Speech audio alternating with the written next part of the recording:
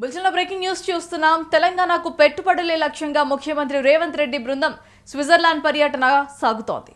Zurich విమానాశ్రయంలో ముఖ్యమంత్రికి మంత్రి పొంగులేటి శ్రీనివాసరెడ్డికి ప్రవాస తెలంగాణ వాసులు ఘన స్వాగతం పలికారు. మంత్రి దుద్దిల్ల శ్రీధర్ బాబు ఇతర అధికారులే ఇప్పటికీ దావోస్ కు కూడా చేరుకున్నారు. తెలంగాణ రైజింగ్ 2047 సదస్సులో ప్రభుత్వం అత్యంత ప్రతిష్టాత్మకంగా రూపొందించిన తెలంగాణ రైజింగ్ 2047 రోడ్ మ్యాప్ ను ముఖ్యమంత్రి ప్రపంచ పారిశ్రామికవేత్తలకు పరిచయం చేయనున్నారు. 4 రోజుల పాటు జరిగే వరల్డ్ ఎకనామిక్ ఫోరం సమావేశాల్లో భాగంగా మొదటి రోజే పలు దిగ్గజ కంపెనీల ప్రతినిధులతో ముఖ్యమంత్రి భేటీ కానున్నారు. రాష్ట్రంలో సుస్థిర అభివృద్ధి, భవిష్యత్తు లక్ష్యాలు మరియు పెట్టుబడులకు ఉన్న అనుకూలతలను వివరించడం ద్వారా గ్లోబల్ ఇన్వెస్టర్లను ఆకర్షించడమే ఈ పర్యటన ప్రధాన ఉద్దేశమని చెప్తున్నారు. అయితే ఇదే అంశానికి సంబంధించి మరింత సమాచారం మా ఇన్పుట్ ఎడిటర్ రాములు అందిస్తారు.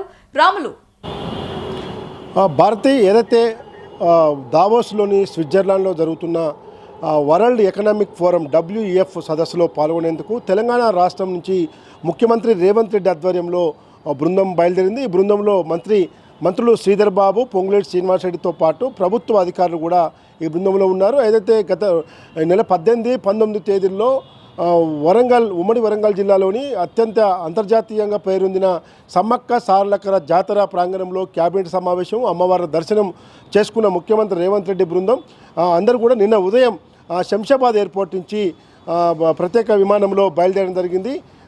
ఈ ముఖ్యమంత్రి రేవంత్ రెడ్డి వెంట మంత్రి పొంగులేటి శ్రీనివాసరెడ్డితో పాటు ఇతర ముఖ్య శాఖల అధికారులు ఉన్నప్పటికీ కూడా ఈ నెల 15వ తేదీనే మంత్రి శ్రీధర్ బాబు దావోస్కు బయలుదేరి వెళ్ళారు. అక్కడ అంతా ఏర్పాట్లను కూడా ఆయన పరిశీలించడం జరుగుతుంది. అయితే ముఖ్యంగా వరల్డ్ ఎకనామిక్ ఫోరంలో తెలంగాణ రైజింగ్ ఏదైతే 2047 గ్లోబల్ సమ్మిట్ ఏదైతే ఉందో ఆ తెలంగాణ రైజింగ్ 2047 యొక్క ఉద్దేశాన్ని ప్రపంచవ్యాప్తంగా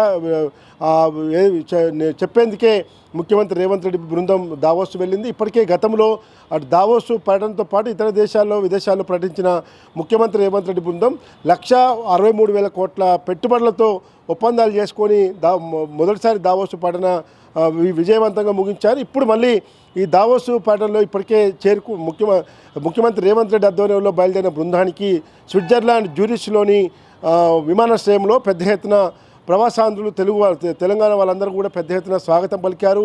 పలువురు దిగ్గజ కంపెనీలతో కూడా ఆయన ఇవాళ వరుసగా భేటీ అవుతున్నారు.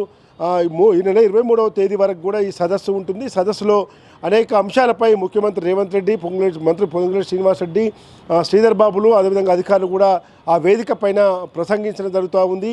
ఈరోజు భారతదేశంలో తెలంగాణ రాష్ట్రం అనేది ఒక మైలురాయి. ప్రపంచంలోనే హైదరాబాదుకు మంచి బ్రాండ్ తెచ్చేలా తెలంగాణ రాష్ట్ర ప్రభుత్వం ప్రయత్నం చేస్తుంది. అందులో భాగంగానే గత డిసెంబర్లో తెలంగాణ రైజింగ్ 2047 పేరుతో 2 రోజుల పాటు గ్లోబల్ సమ్మిట్ కూడా తెలంగాణ ప్రభుత్వం ఏర్పాటు చేసింది. ఇంకా అనేక ప్రయత్నాలు కూడా ముమ్మరం చేస్తున్న నేపథ్యంలో దావోస్ పర్యటన కూడా ఒక తెలంగాణ రాష్ట్రానికి ముఖ్యంగా హైదరాబాద్కు ఒక కీలక మైలురాయిగా ఉంటుందని చెప్పి తెలంగాణ ప్రభుత్వం భావిస్తుంది. కాబట్టి ముఖ్యమంత్రి రేవంత్ రెడ్డి బృందం దావోస్లోని స్విట్జర్లాండ్ జ్యూరిచ్కు చేరుకున్న నేపథ్యంలో అక్కడ తెలంగాణ వాసులందరూ కూడా వారికి ఘన స్వాగతం పలికారు.